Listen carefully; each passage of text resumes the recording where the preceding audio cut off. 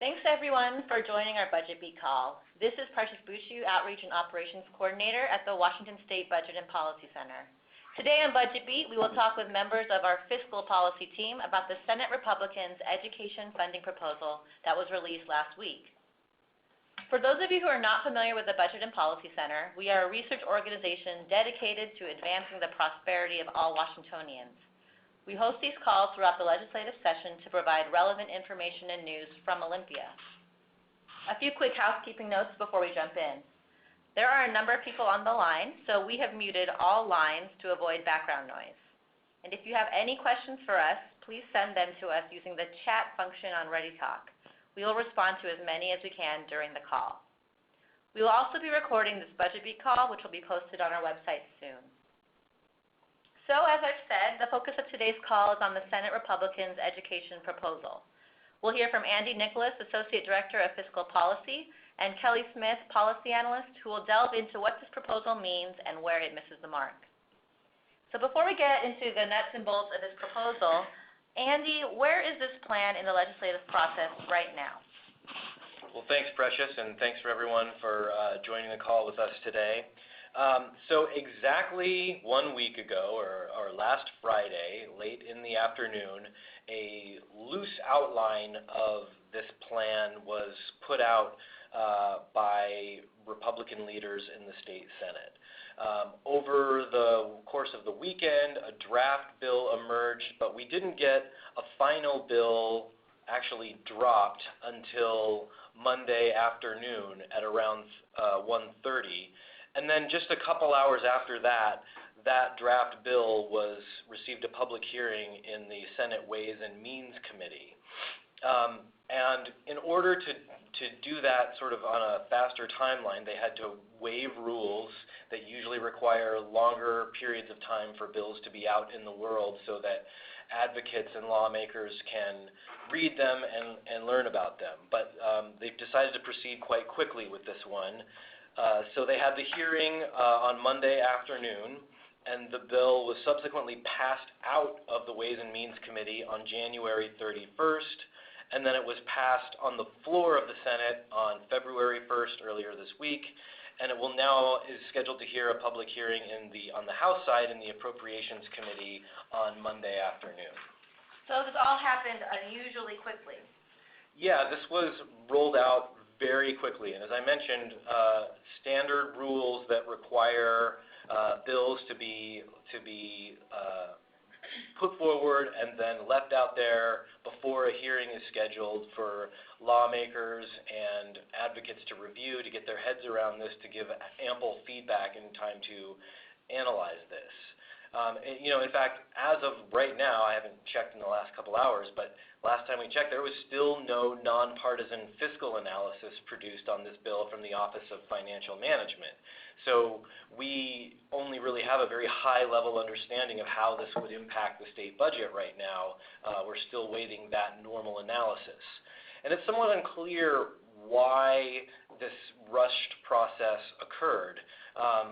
While there's definitely a need to get moving on McCleary, and by the end of session, something needs to be figured out, there's no imminent deadline right now. There's no reason why this couldn't have gone through the standard process to allow a few days for the bill to be seriously considered and vetted by lawmakers and others in the process.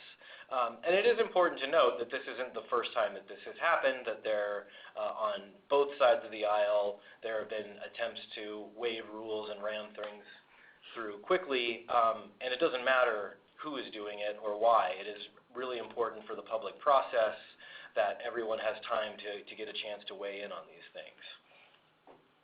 Would you say this is a serious plan to fund education? So here's what we know. We know that this bill essentially throws out the better part of a decade of a lot of work done by numerous commissions and task forces and work groups on what the best plan for education funding on Washington is. They essentially scrapped that plan and fairly hastily threw together a new plan with some very new ideas that have not been vetted or looked at as nearly as lengthy or in depth as the current plan that was enacted in statute a number of years ago. And we also know that this plan appears to specifically pit teachers against equity advocates and school reform advocates. We know that it is intended to repeal, or that it does repeal, voter-approved initiatives to reduce class sizes and to provide cost of living adjustments for teachers and other education professionals. And we know that it was designed to pit urban school districts against rural school districts. And despite the fact that while it has all of these sort of very controversial elements in it, it also includes a referendum clause, meaning it would be sent to voters for approval before it would go into effect. So it's got all this really controversial stuff and pits a lot of different people in the education community against each other. It certainly raises questions about whether or not this was put out there to affect the debate and for positioning, or if it really was intended to be something that would be enacted into law. Thanks, Andy. So, Kelli, let's talk about what this Senate Bill 5607 would actually do. What are the major pieces of this proposal? Well, first, we want to say up front that it makes some major changes to the education funding formula. So that's the way that the state pushes money out to districts. It changes it from the current prototypical school model to a per-pupil funding model. That's a significant change in state law if it were to pass. It would have serious implications for thousands of students, teachers, and other staff. So we don't want to overlook the significance of that. However, today we're talking about the revenue and tax implications of the bill, and we will save that for further analysis, but we do want to point out that that is a significant change. On to the funding portion of the bill. The funding source that the plan revolves around is this new statewide property tax. It's paired with decreases to local levies. So if that sounds familiar to you, and it might sound familiar to you, that's because it is. This is a levy swap proposal. And like most other levy swap proposals, its failure is that it doesn't appear to raise additional dollars for schools. And what we know, as Andy said, from multiple analyses from a number of task forces and work groups over the last several years, is that McCleary just is not going to go away without injecting additional dollars into classrooms. So would this adequately fund K through 12 education? It looks like it will not. The new state property tax that the plan proposes is called the Local Effort Levy. Andy will talk more about that later in detail. But it would essentially impose a new property tax of $1.80 per $1,000 of assessed value. So for context, the current state property tax is a little over $2, so this would nearly double the state property tax. But, and this is a big but, along with that, it gets rid of local maintenance and operation levies. So some of you, those are also called M&O levies. These are the levies that are the main subject of the McCleary case. They're not supposed to be used on basic education, but a significant portion of them have been for many years and currently are used to pay for the basics. So this plan would get rid of all of the local M&O levies, and it purports to replace them with this new flat statewide property tax of $1.80. The problem, though, is that the $1.80 tax increase isn't enough to make up for the cuts to M&O levies and pay for the policy changes that are contained in the bill. So what we're left with is $1.4 billion in unpaid for spending in the 2019-21 biennium that the bill sponsor has already said he plans to pay for without taxes, which can only mean cuts to other programs in order to pay for education. So you're saying that under this plan, there are no additional resources for schools. Does it cover its own costs? And if not, would it jeopardize other investments that make Washington a great place to live? It very well could and probably would jeopardize other investments. So the first thing is that the plan doesn't pay for itself. It leaves this $1.4 billion hole in the budget. In the future, it attempts to pay for itself by forcing these deep cuts to health care and other priorities that aren't directly related to K-12 education. Here's how it does that. The bill requires that all revenue growth in future years, so the amount of revenue that comes in above the amount collected in the previous year, to first go to maintaining the new K-12 spending under the plan. If there's revenue left over after covering the cost of funding schools, then that has to go toward reducing the new local effort levy until the rate reaches $1.25, down from the initial rate of $1.80. So a property tax cut of that size would likely cost hundreds of millions of dollars. So if by some miracle there's still new revenue left over after funding the new K-12 spending and reducing property taxes, then that revenue could be used to fund healthcare, senior services, public safety, childcare, and other priorities that aren't related directly to schools. So I want to be clear about what that means. In the vast majority of years, the amount of new revenue growth won't come anywhere close to the amount needed to fund all the new education spending, lower the property taxes, and keep pace with costs of maintaining existing levels for other services. The result is that the amount of funding for those services, non-education services, would essentially be frozen at current levels. So that may not sound all that bad at first, or maybe it does, but remember that just like the price of gas, healthcare, food, and all the other things that we pay for, the cost of maintaining these investments grows each year. So if you're arbitrarily freezing spending at this year's levels, it will require cuts to those investments in future years. And the further out you go, the deeper those cuts are going to get. So if you care about ensuring that we have good health care, adequate family supports, strong and safe communities, well invested in higher education, this probably isn't the plan for you. What we should be doing is using new revenue to invest in the things that support our communities instead of putting it into future tax cuts. We know that when we're not raising enough revenue, we're basically cutting our way to a balanced budget, and that's a strategy that just doesn't work. So the proposal creates a sizable gap between spending on education and the revenues needed to pay for that spending, and it would force huge cuts to health care, senior services, child care, and a host of other investments needed that help kids succeed in the classroom. That's about the long and short of it. Whew. All right. So now I'm going to turn it over to Andy. Andy, the proposal also includes some big shifts in property taxes. Can you tell us more about that?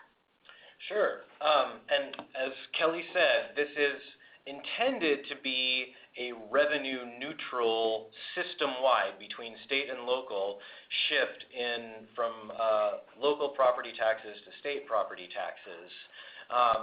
But as Kelly also said, it appears that it's actually slightly revenue negative, although we're still taking a look and running analysis of it.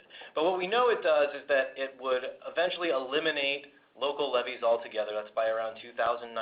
So we get rid of all these local school district levies, or M&O levies, and we replace those, not fully, but partially, most of the way, to be generous, replace those local levies with what is called a new local effort levy, which is capped at a rate of $1.80 per $1,000 of assessed value.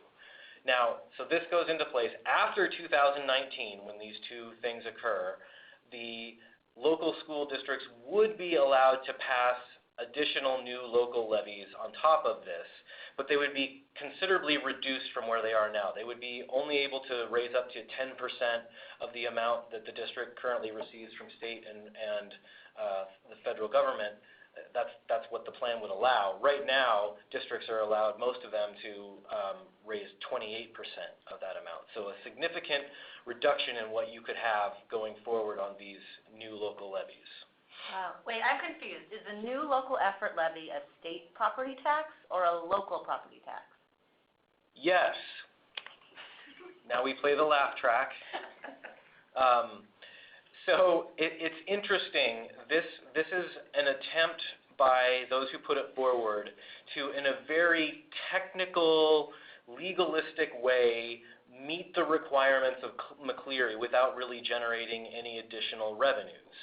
So this new local effort levy tax would actually be administered by the state, but all of the funds would be dedicated to the state's education legacy trust account and then sent out to school districts via the new education funding formula.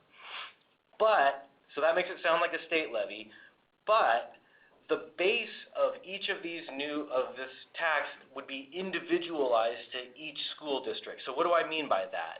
I mean, like, unlike the current state property tax levy, which from a very high level is just the assessed value of all property in the state, and then a single rate applied to that to generate the amount of revenue that you need for education. Instead, each district would have its own separate levy, so there would be a separate property tax in each district, but it would be administered by the state.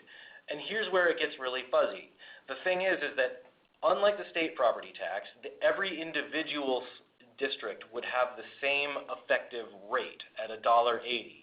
So if you think about it this way, at the state level, although there's one average rate, the rate of taxation varies depending on the value of properties within this district. This ensures that every district has the same rate of $1.80. And again, all of the revenue that is collected from this tax goes into the state education trust fund. So it has features of both a local levy tax and a state tax. But the one thing that is true, getting back to that, is that it is another attempt at a revenue-neutral levy swap. They're trying to swap out one property tax for another property tax, call a local dollar a state dollar for some groups and not for other groups, in order to attempt to fund education. So they're trying to tell residents that it's a local levy and the court that it's a state levy? Yeah, that about sums it up. So the court has been pretty clear that local levies cannot be used to fund the basics of education. So since this goes, the levy dollars go into the state education legacy trust fund, they want to be able to tell the court, look, this is a state mechanism. We're using state dollars to fund this. But they want to be able to tell local residents that, hey, look, this looks really similar to exactly what you have in place right now. As we'll get into in a minute, it's going to look significantly different depending on where you live, but they're trying to kind of have their cake and eat it too, trying to have it both ways with this particular tax. We've been pretty hard on levy swap proposals in the past since they don't raise any new resources for education. Is there anything good about this new local effort levy?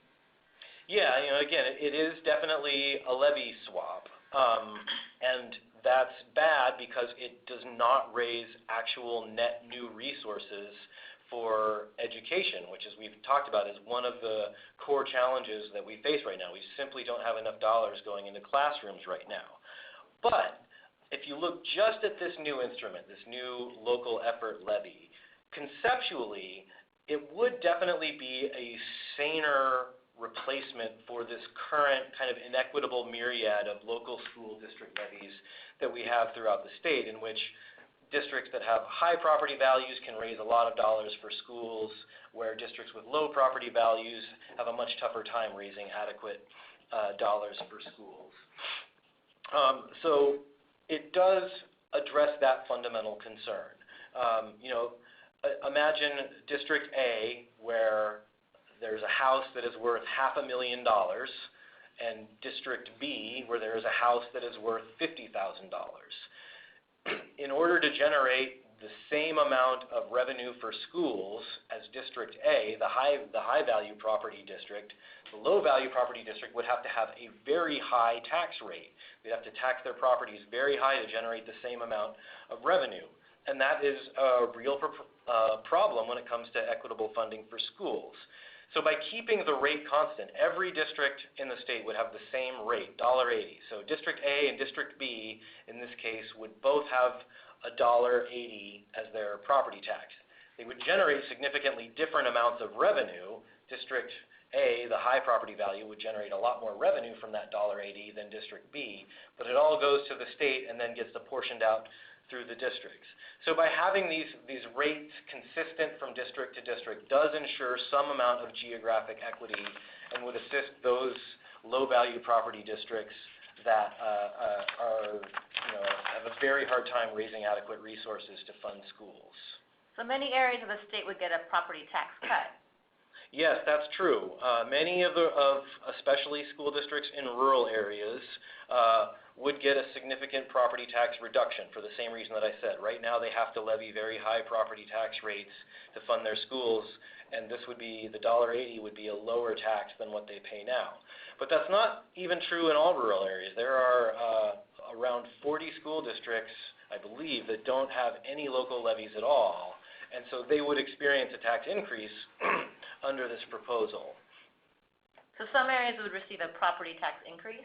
That is also true, especially the Puget Sound region and other areas of the state that have very high property tax values. As it is now, because their property values are so high, they don't have to levy a very high rate in order to generate considerable amounts of revenue for schools. And the $1.80 proposed here is significantly higher than even what's levied in Seattle right now. And so those areas would indeed experience a significant increase in under this local effort levy. Now, the authors of this and some others like to claim, for the reasons that I just described, that this is a more equitable way to tax. And I would say that in the very bluntest, broadest of ways, that is probably true. However, it's really important to note that a lot of these areas in the Puget Sound region, that there are many, many low-income homeowners and renters who would get stuck with significantly higher property tax bills as a result of this. And so you can't just say across the board this is most definitely, a progressive or more equitable way to tax. There are many lower income homeowners and renters that would experience significant property tax increases as a result of this proposal. Now, that's not necessarily a bad thing, though, is it? Well, it's not a bad thing that some areas of the state with higher property tax values wind up contributing more. Those are the prosperous areas of the state that have benefited greatly from the region's economic growth. It's certainly not too much to ask those who have done better in the economy to contribute more in order to ensure that we have a good school system. But it's certainly not fair to say that everyone that lives in Puget Sound, as I said, is high income, because that's just not true. Probably there are, thousands, hundreds of thousands of low and middle income families in that region of the state that, as I said, would get stuck with higher property tax bills under this proposal. So it doesn't raise new resources for education, and it's not nearly as equitable as some are claiming. Are there other concerns? Well, there's another good aspect of the bill, and that is that just for this new local effort levy, that would not be subject to this onerous 1% levy growth limit. And just to explain that for a minute, some of you may remember way back to 2001 when Initiative 747 from Tim Eyman was enacted. And what that did, and it's still in place today, was essentially say that for the state property tax levy and all local property tax levies, or regular levies, those are ones that don't have to be reapproved by voters every few years, that revenues from those taxes can only grow by 1% per year. And to give you some context on that, that is just way lower than the costs associated with new kids entering the classrooms each year. It's way lower than the rising costs of fuel and energy prices needed to heat classrooms and fuel school buses. So it's been really damaging for local governments and really made it difficult to sustain schools, emergency services, flood districts, parks, and the rest. So it's good that this new local effort levy is exempted from that limit. What's bad is that they didn't get rid of it altogether. What they really should do is get rid of this arbitrary 1% limit, which harms services across the state.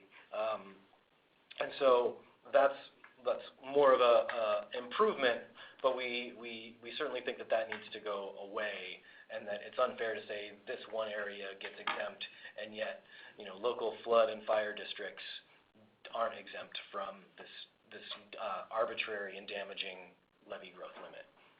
I see. So they didn't go far enough on making the property tax more adequate, and there are still big concerns in terms of raising taxes on those who can't afford it. So how can we make it better? Well, thank you so much for asking that completely unprompted question, Precious, for which I was not at all prepared to answer. Yeah, some of you may have been following our calls and watching us on our blog and other sources may know that we've been put out a number of improvements, and a lot of them fit really nicely, or could fit really nicely into at least the property tax provisions of this. So, as we said, what you got to do to improve this plan is get rid of the notion that this can be revenue neutral, or that you can simply switch local dollars to state dollars and make a better education system. We've got to create a plan that actually raises additional dollars for schools. The second thing that we should do is, as I said, eliminate that arbitrary 1% levy growth limit and do it for all levies so that we can have the property tax be a sustainable instrument for funding priorities that we all care about. And then finally, to address the equity problems that I mentioned with raising the state property tax. And it's important to note that the state property tax levy does not go, the current one does not go away under this plan. There's another property tax, this local effort levy, that is added to it. So to address the equity concerns associated with that, we've put forward what we call safeguard rebates, which are a property tax rebate program for lower and moderate income homeowners and renters.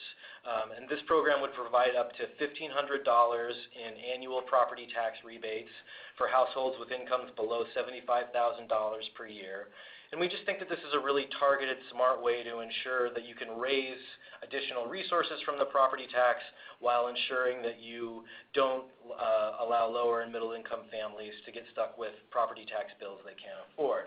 The graph that you see on the screen in front of you shows the impact of raising the state property tax levy by around $1.54 within the scale of what we're talking about with the state local effort levy, and then funding these rebate programs that we discussed. And as you can see, for the poorest fifth of households, there would be a significant reduction. They would see their overall tax bills decline by about 4.6% of their incomes were this put into place. And even the middle fifth of families would see a decline of a little less than 1% of their incomes as a result of these changes. And those in the very richest quintile, the top 1%, would experience less than a 1% increase in property tax bills as a result of these changes. So we do think that this is the right way to create a more sustainable and equitable property tax system overall. Thanks, Andy, and thanks, Kelly. This is quite a comprehensive overview. Let's answer some questions from the audience. Oh, looks like we have one here. So the question is, this is a lot of information about property tax changes. When we're talking to lawmakers, what's the one takeaway that we should share with them? Kelly, do you want to take this question? Yeah, sure. So that's a good question, and it's true with the House and Senate proposals and the governor's plan. There are a lot of competing ideas out there. I guess I'd say the bottom line is this. For more than several years, for more than half a decade, policymakers have been grappling with how to fund schools, and each time they've dealt with it, they've come to the same conclusion, and that's that we have to put more dollars into classrooms. So I'd say that any serious plan to fund education has got to include new revenue. We can't do it by cutting all of the rest of the areas of the budget, and that's what this Senate plan seems to do,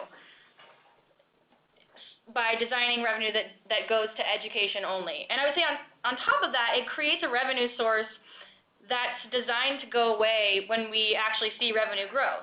So that's going to put not only our education system at risk as needs increase, but it'll leave future legislatures with no choice but to make significant cuts to other programs. So I think we just need to be aware of what the effects of these proposals are and make our lawmakers aware of them too. Thanks, Kelly. And we're just out of time. I just want to thank you all for joining us today, and many thanks to my colleagues Andy, Nicholas, and Kelli Smith for participating in this call. Our next Budget Beat will be a week from today, February 10th. We'll have guest speakers Jessica Roach from Children's Alliance and Ryan Rico from Child Care Aware, who are going to discuss early learning. Details will be announced early next week. And stay tuned to our website, budgetandpolicy.org, for a recording of this call. And after you sign off, a survey will pop up on your screen, and we'd really appreciate your feedback. Have a great weekend, everyone. Bye now.